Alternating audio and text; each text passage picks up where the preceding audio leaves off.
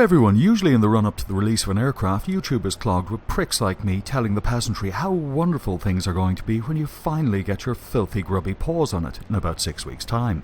However, sometimes, like walking into a public bathroom and finding a working glory hole, we update DCS and a new aircraft appears. It's practically unprecedented for a developer to make their DCS debut in this way, particularly when one considers a Venn diagram of the DCS player base. Releasing to such an audience without hype takes a pair of brass balls and an unwavering belief in the product. This had me intrigued. Welcome to my first look and flight of the DCS Polikarpov I-16. As is traditional, we'll begin by taking a quick look at the exterior model. The exterior looks outstanding and is definitely on a par with what we've come to expect from a DCS module. One can easily see that a lot of care and attention has been lavished on this, so let's take a look inside and see if that follows through to the cockpit. The cockpit looks exquisite. There are more levers, pulleys and chains than a well-appointed sex dungeon. If you like fiddling with things, all of them have a purpose and all of them work. As an example of the level of detail, take a look at the wear on the throttle lever handle. There are also some nice little details on the side panels, and the spade handle type stick is just a work of art. Check out the detail on the weapon release, the triggers and the wrapping. The gun sight also has some nice little touches. It has a sunshade, and if power to the reflector goes tits up, it has iron sights as backup. The instruments are really well done, even down to the realistic way in which the hands stand off the dials. You may be wondering why the dials are glowing and why there appear to be small imperfections in the numbering. The answer to both questions is they were hand-painted with radium. This is before the dangers of painting with radium were fully explored. And while it's easy to laugh at those monkeys in suits from almost 100 years ago, I guarantee you if radium were discovered tomorrow, half of YouTube and Twitch would be painting their fucking faces with it. The nice touch here is that under direct sunlight, the luminescent green hue of the radium diffuses completely. Another nice little touch are the 4 inlets on the top to allow sunlight reach the instrument panel below. The non-comatose among you will have realised this aircraft has toe brakes rather than the usual Soviet-style brake lever. Startup can be completed within just a few steps and contains movements most of you will find habitually natural. One quick tip, when you have that starter pulled out for about 10 seconds, make sure you push it in immediately to catch the engine. My only gripe at this point is the aircraft should come to life with a loud splutter, fart and puff of smoke, but it is early access so we'll see how it develops.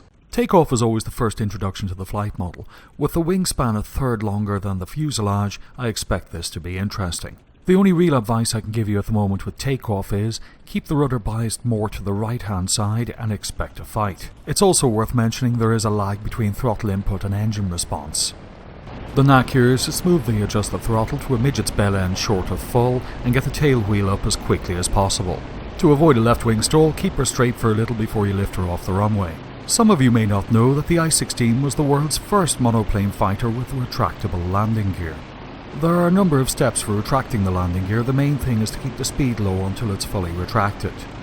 You need to hold the stick back a little to keep the climb going while you fiddle around with levers. There's no trim because in Soviet Union aircraft trimmed you. Additionally, the aircraft has a tendency to nose forward if the stick is left neutral. Who would have thought this was such an amazing feature that 85 years later Boeing built this into the stability system of their 737 MAX? Raising the gear is a commitment that takes around 47 turns of that crank handle.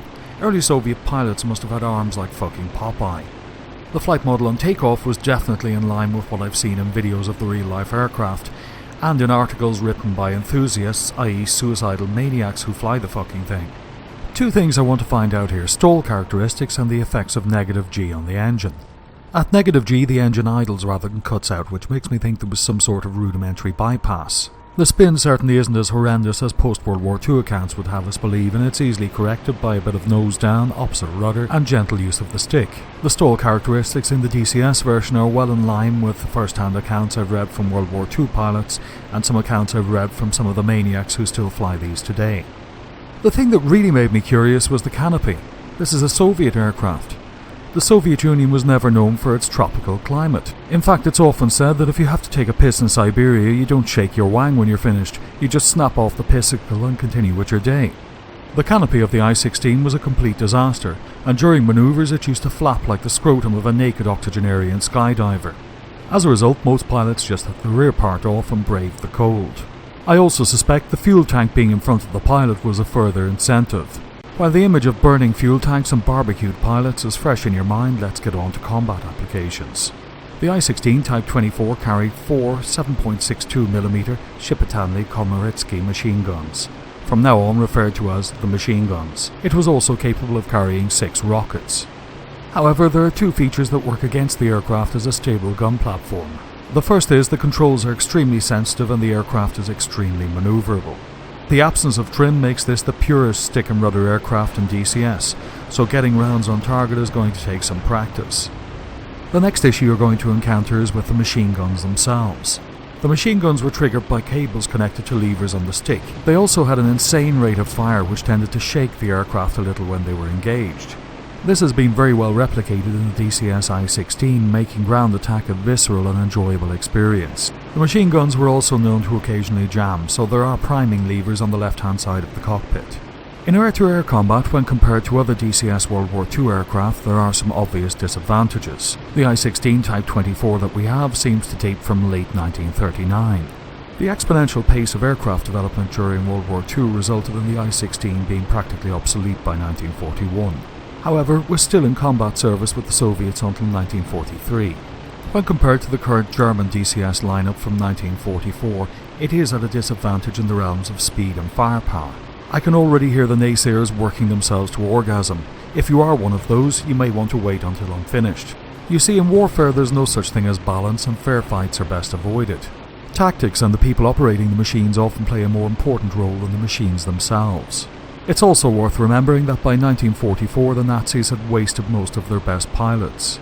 That, coupled with extreme cutbacks in training, left them with the skill set of the average War Thunder player.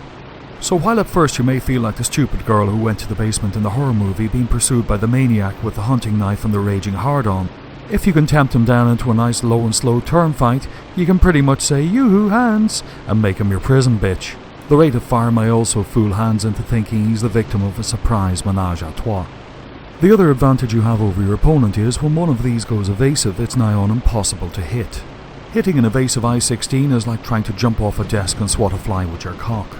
To sum up, if you're more patient than your enemy and sucker him into the gobshite's merry-go-round, you'll win the fight. It may take a while though, so make sure you have friends and keep checking your tail. And bring 1 or 2 of those pissicles in case you get peckish. While I come in to see how many pieces of aircraft I can spread over the runway, I'll sum up my final thoughts on this module. First of all, I'd like to welcome Octopus G and congratulate them on an outstanding job. This module is early access and I've only found 2 minor problems which should be ironed out in the development process. For me, having an early World War II aircraft opens the possibility for more early World War II aircraft. If you like World War II aircraft, I definitely think this is a must-have. It's unique on so many levels. The aircraft is a challenge to fly and a challenge to fight with, but for me that's all part of the fun. The landing flaps, or as I affectionately call them, the Jesus fucking Christ it's fucking flipped over again flaps, seem to be some sort of cruel Soviet joke. In every airshow video I've watched they never use the landing flaps, and I think for very good reason. Of course there are some people who don't like World War II aircraft and that's just fine. And there are some people who only like modern aircraft and that's also perfectly fine. And then there are the dedicated pedantic few who just can't grasp the concept that others may like things of which they disapprove. Those dedicated few may be found day in and day out competing to occupy the very centre of my Venn diagram.